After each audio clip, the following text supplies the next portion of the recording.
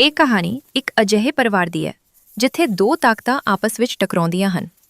ਇੱਕ ਪਾਸੇ ਹੈ ਹੰਕਾਰੀ ਸੱਸ ਸਵਰਨ ਕੌਰ, ਜਿਸ ਨੂੰ ਆਪਣੀ ਦੌਲਤ ਅਤੇ ਰੁਤਬੇ ਦਾ ਗੁਮਾਨ ਹੈ, ਅਤੇ ਦੂਜੇ ਪਾਸੇ ਹੈ ਉਸਦੀ ਚਾਲਬਾਜ਼ ਨੂੰਹ ਨਿਮਰਤ, ਜੋ ਆਪਣੀ ਮਿੱਠੀ ਜ਼ਬਾਨ ਪਿੱਛੇ ਡੂੰਘੀਆਂ ਚਾਲਾਂ ਲੁਕਾਈ ਬੈਠੀ ਹੈ। ਪਿੰਡ ਦੇ ਸਭ ਤੋਂ ਵੱਡੇ ਚਿੱਟੇ ਰੰਗ ਦੇ ਬੰਗਲੇ ਵਿੱਚ ਸਵਰਨ ਕੌਰ ਦਾ ਰਾਜ ਚੱਲਦਾ ਸੀ। ਉਹ ਜਦੋਂ ਲਾਂਘੇ ਵਿੱਚੋਂ ਲੰਘਦੀ ਤਾਂ ਨੌਕਰਾਂ ਦੇ ਸਾਹ ਸੁੱਕ ਜਾਂਦੇ। ਉਸਦੀਆਂ ਅੱਖਾਂ ਵਿੱਚ ਹਮੇਸ਼ਾ ਇੱਕ ਅਜੀਬ ਜਿਹੀ ਆਕੜ ਹੁੰਦੀ। ਉਸਦਾ ਇਕਲੌਤਾ ਪੁੱਤਰ ਅਮਨ ਸ਼ਹਿਰ ਵਿੱਚ ਵੱਡਾ ਕਾਰੋਬਾਰੀ ਸੀ। ਜਦੋਂ ਅਮਨ ਨੇ ਨਿਮਰਤ ਨਾਲ ਵਿਆਹ ਕਰਨ ਦੀ ਜ਼ਿੱਦ ਕੀਤੀ ਤਾਂ ਸਵਰਨ ਕੌਰ ਨੂੰ ਲੱਗਿਆ ਕਿ ਇੱਕ ਸਧਾਰਨ ਘਰ ਦੀ ਕੁੜੀ ਉਸਦੇ ਪੈਰਾਂ ਦੀ ਜੁੱਤੀ ਬਣ ਕੇ ਰਹੇਗੀ। ਪਰ ਉਸਨੂੰ ਇਹ ਨਹੀਂ ਸੀ ਪਤਾ ਕਿ ਨਿਮਰਤ ਜੁੱਤੀ ਨਹੀਂ, ਸਗੋਂ ਉਹ ਕੰਡਾ ਹੈ ਜੋ ਪੈਰ ਵਿੱਚ ਚੁੱਭ ਕੇ ਪੂਰੇ ਸਰੀਰ ਨੂੰ ਹਿਲਾਉਣ ਦੀ ਤਾਕਤ ਰੱਖਦੀ ਹੈ। ਵਿਆਹ ਤੋਂ ਅਗਲੇ ਦਿਨ ਸਵਰਨ ਕੌਰ ਸੋਫੇ ਤੇ ਬੈਠੀ ਚਾਹ ਦੀ ਚੁਸਕੀ ਲੈ ਰਹੀ ਸੀ। ਨਿਮਰਤ ਸਿਰ ਤੇ ਪੱਲਾ ਲੈ ਕੇ ਬੜੀ ਨਿਮਰਤਾ ਨਾਲ ਅੰਦਰ ਆਈ। ਦੇਖ ਨਿਮਰਤ, ਇਸ ਘਰ ਦੇ ਕੁਝ ਅਸੂਲ ਨੇ। ਇੱਥੇ ਮੇਰੀ ਮਰਜ਼ੀ ਤੋਂ ਬਿਨਾਂ ਪਤਾ ਵੀ ਨਹੀਂ ਹਿਲਦਾ।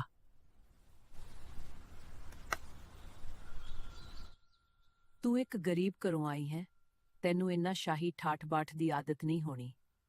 ਜੋ ਮੈਂ ਕਹਾਂਗੀ ਉਹੀ ਹੋਵੇਗਾ। ਮੰਮੀ ਜੀ, ਤੁਸੀਂ ਤਾਂ ਮੇਰੇ ਲਈ ਰੱਬ ਵਰਗੇ ਹੋ। ਮੈਂ ਤਾਂ ਇਸ ਘਰ ਵਿੱਚ ਤੁਹਾਡੀ ਸੇਵਾ ਕਰਨ ਆਈ ਹਾਂ। ਮੈਨੂੰ ਦੌਲਤ ਨਾਲ ਕੋਈ ਮੋਹ ਨਹੀਂ, ਬਸ ਤੁਹਾਡਾ ਪਿਆਰ ਚਾਹੀਦਾ ਹੈ। ਨਿਮਰਤ ਦੇ ਇਹਨਾਂ ਸ਼ਬਦਾਂ ਨੇ ਸਵਰਨ ਕੌਰ ਦੇ ਹੰਕਾਰ ਨੂੰ ਹੋਰ ਹਵਾ ਦਿੱਤੀ। ਉਸਨੂੰ ਲੱਗਿਆ ਕਿ ਨੂੰਹ ਉਸਦੇ ਕਾਬੂ ਵਿੱਚ ਹੈ, ਪਰ ਅਸਲ ਵਿੱਚ ਨਿਮਰਤ ਨੇ ਖੇਡ ਸ਼ੁਰੂ ਕਰ ਦਿੱਤੀ ਸੀ। ਸਵਰਨ ਕੌਰ ਨੂੰ ਆਪਣੀ ਤਿਜੋਰੀ ਦੀਆਂ ਚਾਬੀਆਂ ਨਾਲ ਬਹੁਤ ਲਗਾਵ ਸੀ। ਉਹ ਉਹਨਾਂ ਨੂੰ ਹਮੇਸ਼ਾ ਆਪਣੇ ਦੁਪੱਟੇ ਨਾਲ ਬੰਨ੍ਹ ਕੇ ਰੱਖਦੀ। ਨਿਮਰਤ ਜਾਣਦੀ ਸੀ ਕਿ ਜਦੋਂ ਤੱਕ ਚਾਬੀਆਂ ਸੱਸ ਕੋਲ ਹਨ, ਤਾਕਤ ਉਸ ਕੋਲ ਹੈ। ਇੱਕ ਦਿਨ ਨਿਮਰਤ ਨੇ ਦੇਖਿਆ ਕਿ ਸਵਰਨ ਕੌਰ ਨਹਾਉਣ ਗਈ ਹੈ।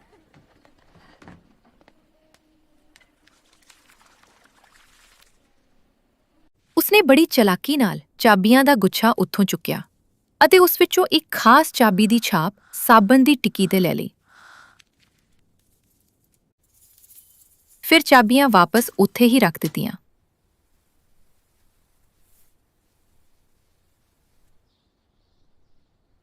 ਮੰਮੀ ਜੀ, ਤੁਹਾਡਾ ਹੰਕਾਰ ਹੀ ਤੁਹਾਡੀ ਬਰਬਾਦੀ ਦਾ ਕਾਰਨ ਬਣੇਗਾ। ਤੁਸੀਂ ਸਮਝਦੇ ਹੋ ਕਿ ਮੈਂ ਗਰੀਬ ਹਾਂ, ਪਰ ਇਹ ਨਹੀਂ ਜਾਣਦੇ ਕਿ ਮੈਂ ਤੁਹਾਡੀ ਅਮੀਰੀ ਦੀ ਜੜ ਵੱਢਣ ਆਈ ਹਾਂ। ਸ਼ਾਮ ਨੂੰ ਜਦੋਂ ਅਮਨ ਕੰਮ ਤੋਂ ਵਾਪਸ ਆਇਆ ਤਾਂ ਨਿਮਰਤ ਜਾਣ-ਬੁੱਝ ਕੇ ਰਸੋਈ ਵਿੱਚ ਰੋਣ ਦਾ ਨਾਟਕ ਕਰਨ ਲੱਗੀ। ਨਿਮਰਤ, ਕੀ ਹੋਇਆ? ਤੂੰ ਰੋ ਕਿਉਂ ਰਹੀ ਹੈ? ਮੈਂ ਬਸ ਬਹੁਤ ਤਣਾਅ ਹੈ। ਨਹੀਂ ਅਮਨ, ਕੁਝ ਨਹੀਂ।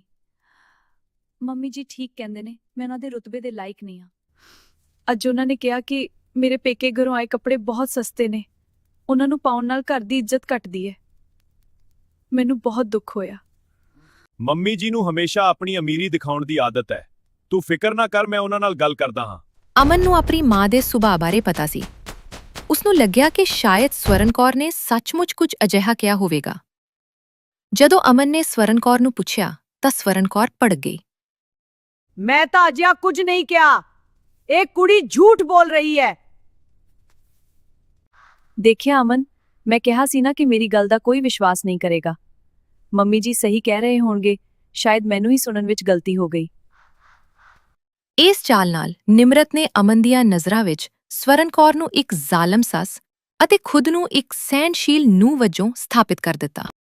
ਕੁਝ ਦਿਨਾਂ ਬਾਅਦ ਘਰ ਵਿੱਚ ਇੱਕ ਵੱਡੀ ਪਾਰਟੀ ਸੀ। ਸਵਰਨ ਕੌਰ ਨੇ ਆਪਣੇ ਖਾਨਦਾਨੀ ਹਾਰ ਪਹਿਨੇ ਹੋਏ ਸਨ। ਨਿਮਰਤ ਨੇ ਜਾਣ-ਬੁੱਝ ਕੇ ਸਵਰਨ ਕੌਰ ਦੇ ਪਸੰਦੀਦਾ ਮਹਿਮਾਨਾਂ ਸਾਹਮਣੇ ਅਜਿਹੀਆਂ ਗੱਲਾਂ ਕੀਤੀਆਂ ਜਿਸ ਨਾਲ ਸਵਰਨ ਕੌਰ ਦਾ ਅਕਸ ਖਰਾਬ ਹੋਵੇ।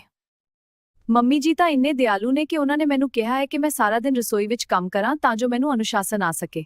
ਭਾਵੇਂ ਮੇਰੀ ਤਬੀਅਤ ਠੀਕ ਨਹੀਂ ਸੀ, ਪਰ ਉਹਨਾਂ ਦਾ ਹੁਕਮ ਸਿਰ ਮੱਥੇ। ਮਹਿਮਾਨ ਆਪਸ ਵਿੱਚ ਕਾਨਾਫੂਸੀ ਕਰਨ ਲੱਗੇ ਕਿ ਸਵਰਨ ਕੌਰ ਆਪਣੀ ਨੂੰਹ ਤੇ ਜ਼ੁਲਮ ਕਰਦੀ ਹੈ। ਸਵਰਨ ਕੌਰ ਦਾ ਚਿਹਰਾ ਗੁੱਸੇ ਨਾਲ ਲਾਲ ਹੋ ਗਿਆ, ਪਰ ਉਹ ਸਭ ਦੇ ਸਾਹਮਣੇ ਕੁਝ ਬੋਲ ਨਾ ਸਕੀ।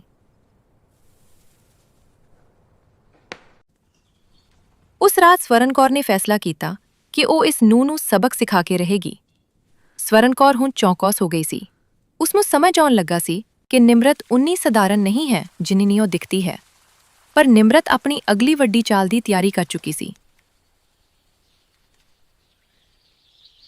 ਨਿਮਰਤ ਨੇ ਹੌਲੀ-ਹੌਲੀ ਅਮਨ ਨੂੰ ਮਨਾ ਲਿਆ ਕਿ ਉਹ ਆਪਣਾ ਸਾਰਾ ਕਾਰੋਬਾਰ ਅਤੇ ਜਾਇਦਾਦ ਆਪਣੇ ਨਾਮ ਕਰਵਾ ਲਵੇ, ਕਿਉਂਕਿ ਸਵਰਨ ਕੌਰ ਦੀ ਉਮਰ ਹੋ ਰਹੀ ਹੈ ਅਤੇ ਉਹ ਗਲਤ ਫੈਸਲੇ ਲੈ ਸਕਦੀ ਹੈ। ਅਮਨ, ਮੈਂ ਦੇਖ ਰਹੀ ਹਾਂ ਕਿ ਮੰਮੀ ਜੀ ਅੱਜਕੱਲ ਬਹੁਤ ਚਿੜਚਿੜੇ ਹੋ ਗਏ ਨੇ। ਉਹਨਾਂ ਨੇ ਕੱਲਾ ਨੌਕਰ ਨੂੰ ਬਿਨਾਂ ਗੱਲ ਤੋਂ ਕੱਢ ਦਿੱਤਾ। ਜੇ ਉਹਨਾਂ ਨੇ ਗੁੱਸੇ ਵਿੱਚ ਆ ਕੇ ਕੋਈ ਗਲਤ ਕਾਗਜ਼ ਸਾਈਨ ਕਰ ਦਿੱਤਾ ਤਾਂ ਸਾਡਾ ਕੀ ਹੋਵੇਗਾ? ਅਮਨ ਨੇ ਨਿਮਰਤ ਦੀਆਂ ਗੱਲਾਂ ਵਿੱਚ ਆ ਕੇ ਸਵਰਨ ਕੌਰ ਤੌਰ ਤੇ ਦਬਾਅ ਪਾਉਣਾ ਸ਼ੁਰੂ ਕਰ ਦਿੱਤਾ। ਸਵਰਨ ਕੌਰ ਦਾ ਹੰਕਾਰ ਇੱਥੇ ਉਸਦੇ ਕੰਮ ਨਾ ਆਇਆ।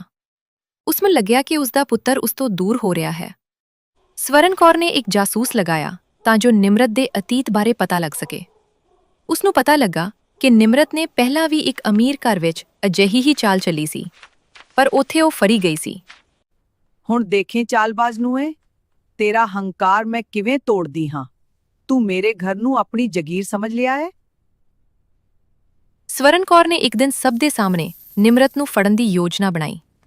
ਉਸਨੇ ਅਲਮਾਰੀ ਵਿੱਚੋਂ ਕੁਝ ਗਹਿਣੇ ਗਾਇਬ ਕਰ ਦਿੱਤੇ ਅਤੇ ਰੌਲਾ ਪਾ ਦਿੱਤਾ ਕਿ ਚੋਰੀ ਹੋ ਗਈ ਹੈ। ਅਮਨ, ਅੱਜ ਪੁਲਿਸ ਆਵੇਗੀ ਅਤੇ ਸਭ ਦੇ ਕਮਰਿਆਂ ਦੀ ਤਲਾਸ਼ੀ ਹੋਵੇਗੀ। ਮੇਰੇ ਖਾਨਦਾਨੀ ਗਹਿਣੇ ਗਾਇਬ ਨੇ।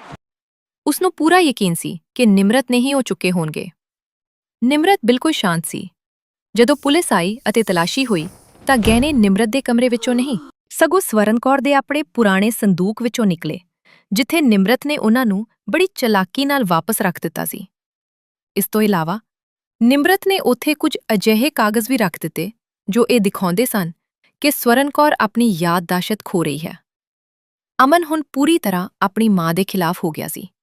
ਉਸ ਨੂੰ ਲੱਗਿਆ ਕਿ ਉਸਦੀ ਮਾਂ ਪਾਗਲ ਹੋ ਰਹੀ ਹੈ ਅਤੇ ਨਿਮਰਤ ਨੂੰ ਫਸਾਉਣ ਲਈ ਝੂਠੇ ਇਲਜ਼ਾਮ ਲਗਾ ਰਹੀ ਹੈ। ਮੰਮੀ ਜੀ, ਬਹੁਤ ਹੋ ਗਿਆ।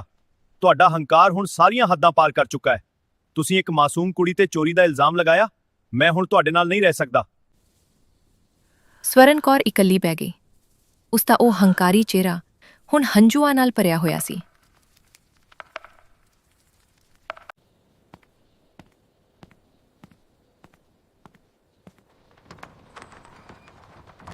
ਨਿਮਰਤ ਉਸਦੇ ਕੋਲ ਗਈ ਅਤੇ ਹੌਲੀ ਜਿਹੀ ਉਸਦੇ ਕੰਨ ਵਿੱਚ ਬੋਲੀ, ਮੰਮੀ ਜੀ, ਮੈਂ ਕਿਹਾ ਸੀ ਨਾ, ਤੁਹਾਡੀ ਅਮੀਰੀ ਦੀ ਜੜ ਮੈਂ ਵੜਾਂਗੀ। ਤੁਸੀਂ ਸੋਚਿਆ ਸੀ ਕਿ ਤੁਸੀਂ ਮੈਨੂੰ ਦਬਾ ਲਵੋਗੇ, ਪਰ ਯਾਦ ਰੱਖਣਾ, ਸ਼ਤਰੰਜ ਦੀ ਖੇਡ ਵਿੱਚ ਰਾਣੀ ਹਮੇਸ਼ਾ ਰਾਜੇ ਤੋਂ ਜ਼ਿਆਦਾ ਚਾਲਾਂ ਚੱਲਦੀ ਹੈ। ਸਵਰਨ ਕੌਰ ਨੂੰ ਆਪਣੀ ਗਲਤੀ ਦਾ ਅਹਿਸਾਸ ਹੋਇਆ, ਪਰ ਬਹੁਤ ਦੇਰ ਹੋ ਚੁੱਕੀ ਸੀ। ਉਸਦਾ ਹੰਕਾਰ ਟੁੱਟ ਚੁੱਕਾ ਸੀ। ਪਰ ਨਿਮਰਤ ਵੀ ਜ਼ਿਆਦਾ ਦੇਰ ਖੁਸ਼ ਨਾ ਰਹਿ ਸਕੀ। ਅਮਨ ਨੂੰ ਇੱਕ ਦਿਨ ਨਿਮਰਤ ਦੇ ਉਹਨਾਂ ਕਾਗਜ਼ਾਂ ਬਾਰੇ ਪਤਾ ਲੱਗਿਆ ਜੋ ਉਸਨੇ ਸਵਰਨ ਕੌਰ ਨੂੰ ਫਸਾਉਣ ਲਈ ਬਣਾਏ ਸਨ। ਹੁਣ ਬਸ ਅਖੀਰ ਵਿੱਚ ਮੈਂ ਤੇਰੀ ਅਮਨ ਸੱਚਾਈ ਨੇ ਜਾਣ ਲਿਆ। ਨਿਮਰਤ ਨੂੰ ਵੀ ਘਰੋਂ ਤੂੰ ਕੱਢ ਇਸ ਦਿੱਤਾ ਘਰ ਵਿੱਚ ਹੋਰ ਹੁਣ ਬਸ ਮੈਂ ਤੇਰੀ ਸੱਚਾਈ ਜਾਣ ਲਿਆ ਹੈ। ਤੂੰ ਇਸ ਘਰ ਵਿੱਚ ਹੋਰ ਨਹੀਂ ਰਹਿ ਸਕਦੀ। ਅਤੇ ਆਪਣੀ ਮਾਂ ਤੋਂ ਮੁਆਫੀ ਮੰਗੀ। ਮੰਮੀ ਜੀ, ਮੈਨੂੰ ਮਾਫ ਕਰ ਦਿਓ। ਮੈਂ ਤੁਹਾਡੀ ਗੱਲ ਨਹੀਂ ਸੁਣੀ। ਬਸ ਪੁੱਤਰ, ਮੈਂ ਮਾਫ ਕਰ ਦਿੱਤਾ। ਪਰ ਉਸ ਵੱਡੇ ਬੰਗਲੇ ਵਿੱਚ ਹੁਣ ਸਿਰਫ ਖਾਮੋਸ਼ੀ ਸੀ। ਸਵਰਨ ਕੌਰ ਦਾ ਹੰਕਾਰ ਮਰ ਚੁੱਕਾ ਸੀ ਅਤੇ ਨਿਮਰਤ ਦੀ ਚਾਲਬਾਜ਼ੀ ਨੇ ਉਸ ਨੂੰ ਸੜਕ ਤੇ ਲਿਆ ਦਿੱਤਾ ਸੀ। ਹੰਕਾਰ ਇਨਸਾਨ ਨੂੰ ਅੰਨਾ ਕਰ ਦਿੰਦਾ ਹੈ ਅਤੇ ਚਾਲਬਾਜ਼ੀ ਕਦੇ ਵੀ ਲੰਬੇ ਸਮੇਂ ਤੱਕ ਸਾਥ ਨਹੀਂ ਦਿੰਦੀ। ਰਿਸ਼ਤਿਆਂ ਵਿੱਚ ਸੱਚਾਈ ਅਤੇ ਨਿਮਰਤਾ ਹੀ ਸਭ ਤੋਂ ਵੱਡੀ ਦੌਲਤ ਹੈ।